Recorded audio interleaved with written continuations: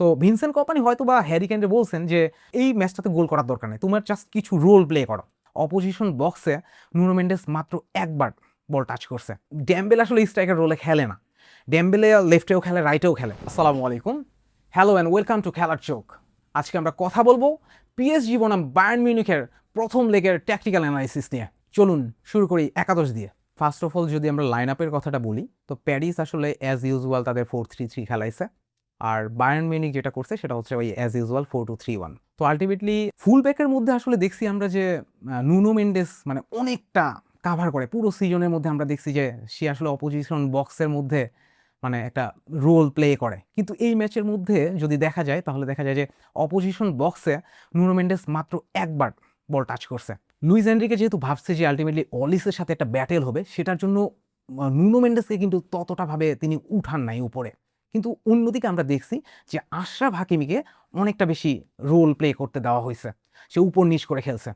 আর বায়ার্নের দুইটা ফুল ব্যাকের কথা যদি বলি, সেটা হচ্ছে যে পাবলোভিচ আসলে মানে ওলিসে কিন্তু এমন না যে আলটিমেটলি সবসময় নুনো মেন্ডেসের সাথে খেলছে, এমন না। ওলিসে কিন্তু অনেকটা নিচে নামে আসছে, যে কারণে কিন্তু মানে নুনো মেন্ডেস মাঝে মাঝে কি করছে, একেবারে নিচে নামে চলে আসছে। যখন নিচে নামে চলে আসছে তখন দেখা গেছে স্টানিসিচ যে রাইট ব্যাক, সে কিন্তু আলটিমেটলি একটা স্পেস ক্রিয়েট করে ফেলছে। এই স্পেস ক্রিয়েট করার কারণে অনেক সময় দেখা গেছে যে বায়ার্ন বেটার অ্যাডভান্টেজ নিতে পারছে। আলফান্সো ডেভিসকে আমরা ওইরকম কিছু করতে দেখিনি, সত্য কথা বলতে। উল্টা একটা পেনাল্টি কনসিড করছিল। এরপরে দেখা গেছে যে সেকেন্ড হাফে বায়ার্ন মিউনিখের মানে ড্রেসিং রুমে যে সিদ্ধান্তটা নেওয়া হয়েছে সেটা হচ্ছে যে আলফান্সো ডেভিসকে আলটিমেটলি বসাই দেওয়া হয়েছে, বসাই দিয়ে লাইমারকে নামানো হয়েছে। এবং লাইমার কিন্তু যথেষ্ট পরিমাণে আমি যেটা দেখলাম, স্ট্যাটটা যেটা দেখলাম সেটা হচ্ছে যে 5টার মতো অপোজিশন বক্সে সে কিন্তু টাচ করছে এবং বেশ কিছু চান্সও ক্রিয়েট করছে। সো এইটা যদি ফুল ব্যাকদের কথা বললাম। এরপর যদি আমি একটু উপরে যাই মিডফিল্ডারদের কাছে, তো এইখানে আসলে ওই কিমিক আর পাভলোভিচ যেটা করছে সেটা হচ্ছে হাই প্রেসিং করছে। বায়ার্নের কিন্তু এই সিজনে ওয়ান কাইন্ড অফ বলা যায় যে আসলে টোটাল ফুটবল একটা প্লে করছে। আপনারা যদি এই সিজনে বায়ার্নের গেম প্লে দেখেন, দেখবেন যে তারা ম্যান টু ম্যান মার্ক করে, হাই প্রেসিং করে। এই ম্যাচেও ভিনসেন্ট কম্পানি কিন্তু সেটাই করছেন, যে কারণে ভিতিনিয়া কিংবা জুয়াও নেভেস তারা কিন্তু ওইভাবে স্পেসটা ক্রিয়েট করতে পারে নাই। আমরা দেখছি যে ভিতিনিয়া আর জুয়াও নেভেস কিন্তু আলটিমেটলি অনেকটা স্লো বিল্ড আপ করে, তারা নিচে থার্ড সেন্টার ব্যাক হয়, তারপরে ভিতিনিয়া সেটা ডেলিভার করে। বাট আনফর্চুনেটলি এই জায়গাটাতে কিন্তু ভিনসেন্ট কম্পানি সেটা করতে দেন নাই। তো আলটিমেটলি যে কারণে তারা কিন্তু স্পেস খুঁজতেছিল। কিন্তু এই আপনি যখন টোটাল ফুটবলে হাই প্রেস করবেন, আলটিমেটলি তখন কিন্তু মানে আপনার ওই স্পেসটা আপনি পাবেন না, কারণ তারা কিন্তু ওই ডিস্টেন্সটা কাভার করে ফেলতেছিল। তো এইখানে আমরা আসলে যেটা দেখছি সেটা হচ্ছে যে ভিনসেন্ট কম্পানি কিন্তু একটা অসাধারণ ট্যাকটিক্স জেনারেট করছেন। তো ভিনসেন্ট কম্পানি হয়তো বা হ্যারি কেনকে বলছেন যে এই ম্যাচটাতে গোল করার দরকার নেই, তোমার জাস্ট কিছু রোল প্লে করো। তো আমরা যখন লাইন আপটা দেখছি তখন কিন্তু হ্যারি কেনের পাশে কিন্তু মানে মুসিয়ালা রাখা হয়েছে মানে ফলস লাইন হিসাবে। তো হ্যারি কেনের মুসিয়ালা পাশাপাশি থাকার কারণে তারা কি করছে, তারা জাস্ট একটু নিচে নামে আসছে, বিশেষ করে হ্যারিকেন। কারণ হ্যারিকেনের কিন্তু ওই অ্যাবিলিটিটা আছে, ম্যাচ প্লে করার অ্যাবিলিটি আছে, যেটা আমরা স্পার্সেও দেখছিলাম সনের সাথে, দুর্দান্ত একটা কম্বিনেশন। সো এই জিনিসটা হ্যারিকেন একটু নিচে নামে আসছে, এবং নিচে নামার পাশাপাশি মুসিয়ালা একটু নিচে নামে আসছে, যে কারণে প্যারিসের দুই যে সেন্টার ব্যাক মার্কিনোস আর পাচো তারাও কিন্তু একটু উপরে চলে আসেন।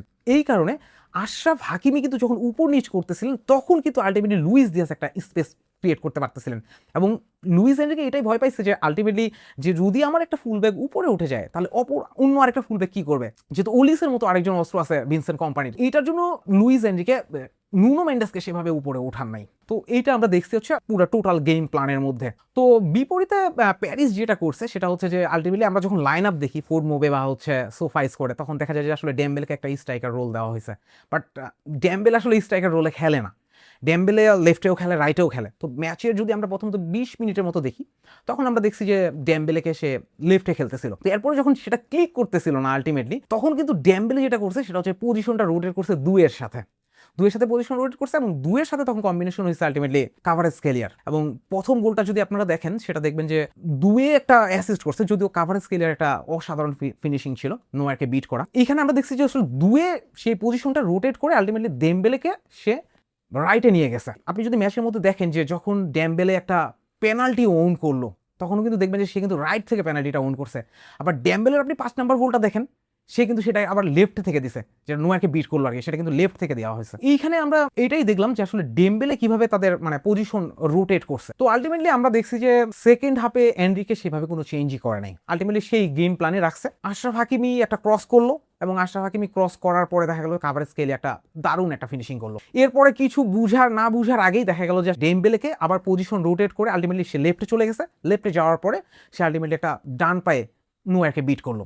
যখন আর কি ম্যাচটা 5-2 হয়ে গেল, তখন যে কোনো কোচ ভাববে যে নিজের মাঠে সেটা আরো বড় একটা স্কোরে ডেলিভার করা। লুইস এনরিকেও সেটাই ভাবলেন। তো লুইস এনরিকে যেটা করছে সেটা হচ্ছে যে আলটিমেটলি ফ্যাবিয়ান রুইসকে নামাইলেন জায়ার এমেরির বদলে। যেহেতু ফ্যাবিয়ান রুইস হচ্ছে লেফট ফুটেড প্লেয়ার, সেই হিসাবে সে যদি লেফটে কিছুটা ডেলিভার করতে পারে, নুনো মেন্ডেসের জায়গাটা যদি কিছুটা ফিল আপ করতে পারে, এটা আর কি আশরাফ হাকিমের জায়গাটা যেভাবে ফিল আপ করতেছিল মার্কিউনোস, তিনি ওইটা ভাবছেন যে আলটিমেটলি যদি ফ্যাবিয়ান রুইস সেই রোলটা প্লে করতে পারেন। কিন্তু ফ্যাবিয়ান রুইস নামার পরে দেখা গেছে যে আসলে বায়ার্ন মিউনিখ একটা কার্নেজ করে ফেলছে, মানে টোটালি একটা কামব্যাক 5-2 থেকে আলটিমেটলি 5-4 হয়ে গেছে। তো আলটিমেটলি এই যে একটা বায়ার্নের যে হাইট অ্যাডভান্টেজ ছিল সেটা কিন্তু তারা ওন করছে থার্ড গোলে, যেটা হচ্ছে কিমিক একটা অসাধারণ বল ডেলিভার করছে এবং ডেলিভার করার পরে জাস্ট উপামেকানো একটা হেড করছে, এতটুকুই। এরপরে আমি যেটা আগেও বলছি যে কেইন এই ম্যাচের মধ্যে আসলে সেভাবে খেলে নাই, মানে ভিনসেন্ট কম্পানি কিন্তু তাকে মনে বলে দিছে যে এই ম্যাচে তার গোল করার দরকার নাই। কেইন একটা বল থ্রু করছে অনেক দূর থেকে, এই বলটা দেখা গেছে যে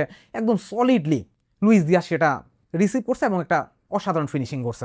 এরপর দেখা গেছে আসলে মানে লুইস এনরিকে এরপরে কি গেম প্ল্যান করবেন সেটা আসলে আর বুঝেন না, কারণ ফ্যাবিয়ান রুইসকে নামানোর পরে দেখা গেছে যে সেইভাবে আসলে এক্সিকিউশনটা হয় নাই, যে কারণে নুনো মেন্ডেস কিন্তু আর উপরে উঠতে পারেনি। যদিও আমরা দেখছি যে এরপরে মাইলু একটা হিট দ্য পোস্ট করছে, ফরচুনেটলি ওর আনফরচুনেটলি ম্যাচের স্কোর কিন্তু 5-4 ছিল।